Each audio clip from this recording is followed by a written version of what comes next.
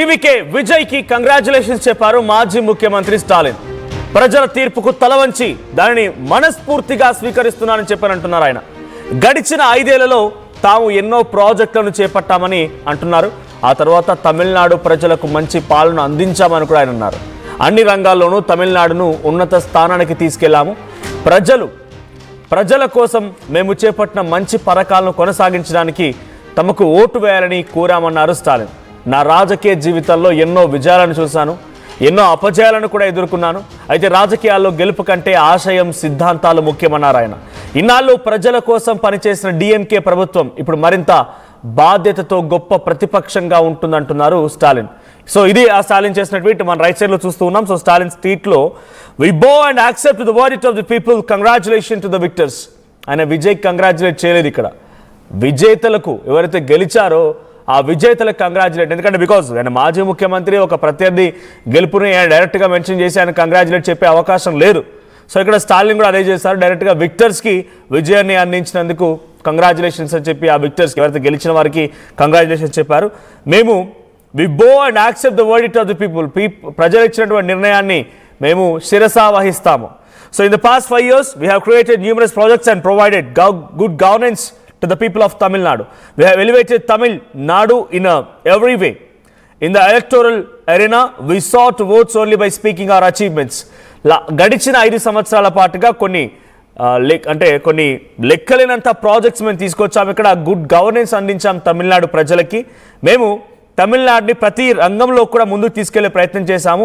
ఇక్కడ మేము ఆ ఓటర్లను అడిగింది కూడా అవన్నిటిని చూసి మాకు ఓటు వేయమని చెప్పే. We campaign for votes to ensure the welfare schemes we deliver to the people and will continue. So we campaign for voters to ensure the welfare schemes. So మీకు అందినటువంటి పథకాలను చూసి ఆ పథకాలను కొనసాగింపుగా ఉండాలంటే మాకు ఓటు వేయమని చెప్పి అడిగాము. I express my heartfelt thanks to the people of Tamil Nadu who supported voted the secular progressive alliance led by Dravida Munnetra Kazhagam. DMK నేతృత్వంలో ఉన్నటువంటి కూటమికి ఓటేసినందుకు మీ అందరికీ ధన్యవాదాలని చెప్పారు ఆయన. I govern not just for those who voted but also for those who forgot to vote. నేను నాకు ఓటేసిన వాళ్ళకే కాదు, ఓటు వేయడం మర్చిపోయిన వాళ్లకు కూడా నేను ఆ రోజు సేవలు అందించాను. నా ప్రభుత్వాన్ని వారికి సైతం అందించాను, వారికి కూడా అనేక సంక్షేమ పథకాలు అందించాను అని చెప్పి కొంత ఎమోషనల్గానే ఉంది ఆయన ట్వీట్ అనేది. సో డెఫినెట్గా ఆయన 5 సంవత్సరాల పాటుగా ప్రభుత్వంలో ఉన్నప్పుడు ఆయన రీసెంట్గా అప్పటి వరకు ఎందుకు లాస్ట్ 48 hours బ్యాక్ అంటే మేబీ ఎగ్జాక్ట్గా April 29th west Bengal results అయిపోగానే ఎగ్జిట్ పోల్స్ ఫలితాలు చూసిన తర్వాత అందరూ కూడా డిఎంకే స్టాలినే మళ్ళీ ముఖ్యమంత్రి అవుతారు, డిప్యూటీ సీఎంగా ఉదయనిధి స్టాలినే ఉంటారు. అటు కరుణానిధి ఫ్యాక్టర్ కానీ లేకపోతే గతంలో 5 ఏళ్ల పాటుగా ఉన్నటువంటి ఫ్యాక్టర్ కానీ దేశంలో మోదీని సైతం ఆయన ఒక రాష్ట్ర ముఖ్యమంత్రిగా ఇక్కడి నుంచి ఎదిరించడం కానీ, డీలిమిటేషన్ వ్యతిరేకంగా ఆయన పోరాటం కానీ, Tamilians most of the Tamilians. So బీజేపీని ఇక్కడ చూడండి, బీజేపీకి వచ్చిన సీట్ అంతా ఒకే ఒక్క స్థానంలో మాత్రమే బీజేపీ గెలిచింది.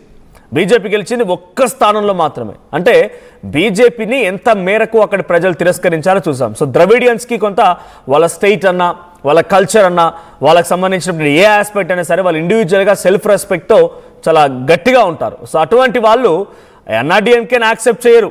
కానీ టీవీకే విజయ్ అండ్ డిఎంకే మధ్యలోనే పోటీ ఉంటుంది. టీవీకే విజయ్ కొత్తగా వచ్చిన వ్యక్తి కదా, అనుభవం లేని వ్యక్తి, రాజకీయంగా ఎటువంటి అనుభవం లేదు ఆయనకి. సో స్టాలిన్ అయితే కరెక్ట్గా ఉంటుందేమో, కరుణానిధి ఆయనకున్నటువంటి పొలిటికల్ చరిస్మా ఇటు స్టాలిన్కి వర్కౌట్ అవుతుందేమో. ఆ తర్వాత ఇంకో విషయంలో తన కుటుంబంలో కూడా చాలామంది రాజకీయ నేతలు పొలిటికల్గా ఉన్న వాళ్ళు ఉన్నారు కాబట్టి అవన్నీ కూడా కలిసి వస్తాయేమో, పొలిటికల్ చాణక్యతని, చతురతని వాడతారేమో అనుకున్నాం. కానీ ఎగ్జిట్ పోల్ ఫలితాలు కూడా అదే రకంగా రిజల్ట్ ఇచ్చినప్పటికీ ఒక్కసారిగా తలకిందులైపోయింది.